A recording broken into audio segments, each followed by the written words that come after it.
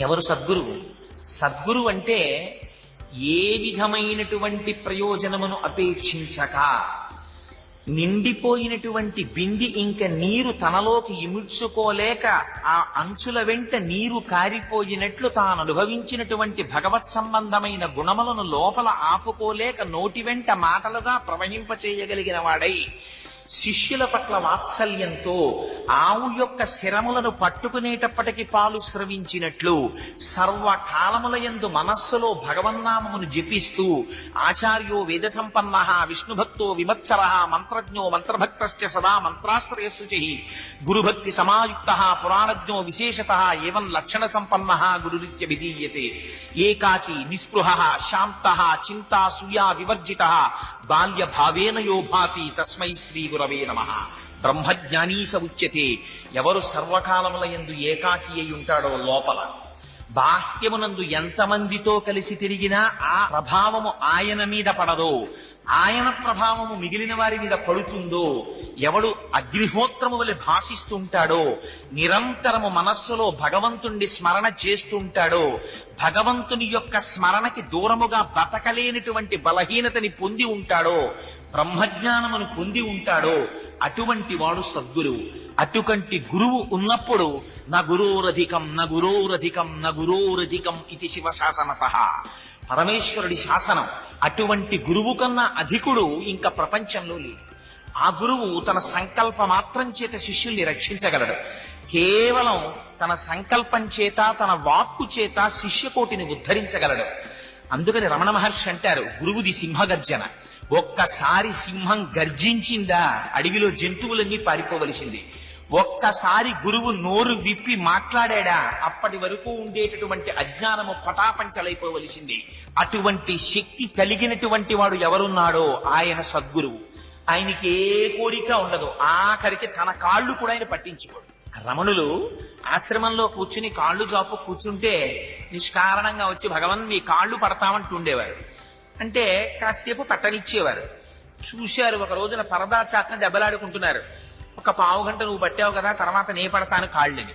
పడుతుంటే భగవాన్ చూసి అన్నారు, కాసేపు నా కాళ్ళు నేను పట్టుకుంటానన్నారు. మీ కాళ్ళు మీరు పట్టుకోవడం ఎందుకు భగవాన్ అని అడిగారు. మీ అందరు ఎందుకు పడుతున్నారన్నారు. మీ కాళ్ళు పడితే పుణ్యం అని అన్నారు. మరి నాకు అక్కర్లేదా పుణ్యం, నేను పట్టుకుంటానన్నారు. ఇది మహాత్ములైనటువంటి వారికి ఉండేటటువంటి స్థితి. వారికి శరీరమునందు సంగం ఉండదు, లేదా పొగట్టల చేత పొంగిపోయే తత్వం ఉండదు. అదిగో అటువంటి స్థితిని పొందిన వాడెవడున్నాడో తుల్య నిందా స్తుతిర్మౌని సంతుష్టో ఎనకేన చిత్తనికేత స్థిరమతి భక్తిమాన్ మే ప్రియో నరః. దూషించిన నాడు అదే చిరునవ్వు, పొగిడిన నాడు అదే చిరునవ్వు. పొగట్టకి పొంగిపోడు, తెగట్టకి కుంగిపోడు. ఇదిగో ఇటువంటి స్వరూపంతో నిరంతరము లోపల ఉండేటటువంటి పరమాత్మతో తన స్వరూపాన్ని అనుసంధానం చేసుకుని నిరంతరము యోగరతోవా భోగరతోవా సంగరతోవా సంగవిహీన యస్య బ్రహ్మణి రమతే చిత్తం నందతి నందతి నందత్యేవా అంటారు భజగోవిందంలో. మరి యోగమున్నా భోగమున్నా లేకపోయినా నిరంతరము భగవంతుని యొక్క అనుభవం చేత బాగా భోజనం చేసిన వాడికి త్రేణుపు మీద త్రేణుపు త్రేణుపు మీద త్రేణుపు వచ్చినట్టు నిరంతర భగవత్ చింతనాకైకి చిత్తుడవడం చేత ఎప్పుడు దాన్ని స్మరిస్తూ ఆనందంతో ఉర్రూతలూగిపోయేటటువంటి స్వభావం ఉన్నవాడు ఎవరున్నాడో, తామరాకు మీద నీటి బొట్టులా సంసారమునందున్నప్పటికీ కూడా సంసారమునందు తాను ప్రవర్తించక, సంసారమునకు లొంగక నిరంతరము భగవంతుని పాదముల యందు రమించేటటువంటి మనస్సు కలిగినటువంటి సత్పురుషుడు ఎవరున్నాడో వాడు సద్గురువు. గుకారశ్చంధకారస్తు రుకారస్థ నిరోధకృత్ అంధకార వినాశిత్వాత్ గురురిత్యభిధీయతే. అజ్ఞానమును పటాపంచలు చేయగలిగినటువంటి వాగ్వైభవము ఎవరి వద్దనున్నదో అటువంటి వాడు సద్గురువు. ఎవరు తను నేర్చుకున్న దాన్ని అనుష్ఠాన పర్యంతము అనుష్ఠానములో పెడుతున్నాడో ఆయన సద్గురువు. ఇన్ని లక్షణములను చెప్పి అదిగో అటువంటి సద్గురువు ఉన్నారే, అటువంటి సద్గురువు యొక్క పాదములు పట్టేటటువంటి అదృష్టం నీకెప్పుడు కలుగుతుంది? ఆయనకేమి కోరికుంది? ఆయన ఏమి ఎవ్వరిని అనుమతించరు. ఆయనేం మీరు వచ్చి నా కాళ్ళు పట్టండి అని అడగరు. అటువంటి గురువు బాగా అలిసిపోయి శిష్యులకి బోధ చేసి ఆయన ఏ తల్పం మీదో పడుకుని మనస్సులో భగవంతుడి గురించి స్మరిస్తూ ఆనందపడిపోతూ ఆయన లీలల్ని అనుభవిస్తూ ఆ సంతోషంతో ఆయన ఏదో తనలో తానే రమించిపోతూ నవ్వుకుంటూ పడుకున్నటువంటి గురువుగారి యొక్క పాదములు పట్టేటటువంటి అదృష్టం కలగాలంటే అది మాత్రం అంత తేలిక. అందుకని సద్గురోహో పాదసేవనం. ఏకాదశి వ్రతం చాపి, ఏకాదశి వ్రతం కూడా అంతే కష్టం. ఏకాదశి వ్రతం అంటాం కానీ నిజానికి అది ద్వాదశి వ్రతం. అందుకని ఏకాదశి వ్రతం అంత జాగ్రత్తగా అశనముండి ఏకాదశి నాడు ఏ పదార్థాన్ని తీసుకోకుండా ఉపవాసం అంటే చాలా మంది ఉపవాసం అంటే నిరాహారముగా ఉండడమే ఉపవాసం అనుకుంటారు. నిరాహారముగా ఉండడము ఉపవాసము కాదు.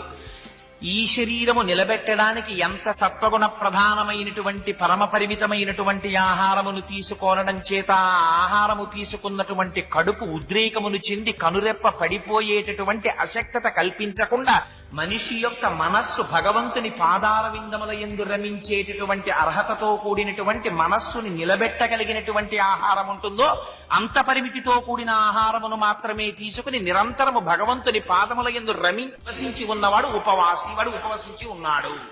అందుకని అది ఉపవాసం అంటే. అందుకని అదిగో అటువంటి ఉపవాసము చెయ్యడం ఏకాదశి నాడు చెయ్యాలి. ఆ ఏకాదశి నాడు కేవలము భగవంతునికి సంబంధించిన స్మరణ తప్ప వేరొక స్మరణ మనస్సునందు లేక కాసేపు భజన.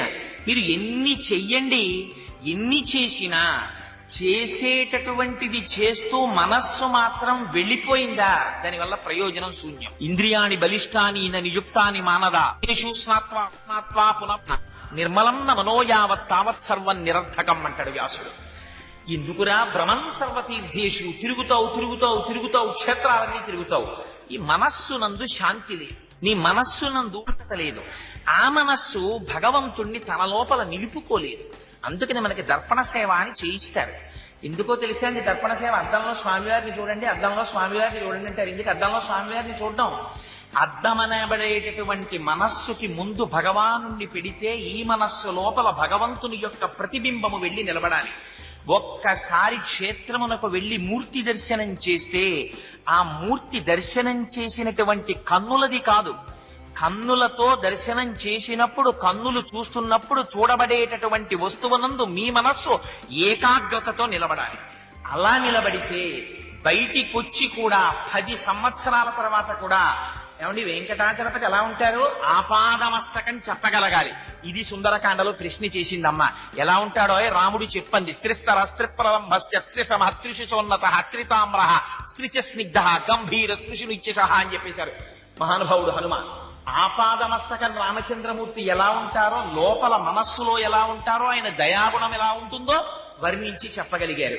ఇటువంటి అనుభవము తన మనస్సులో నిలబెట్టుకోవడం అనేటటువంటిది ఉపవాసం. అందుకని అదిగో అటువంటి ఉపవాసము ఏకాదశి వ్రతం చాపి త్రయం అత్యంత దుర్లభం.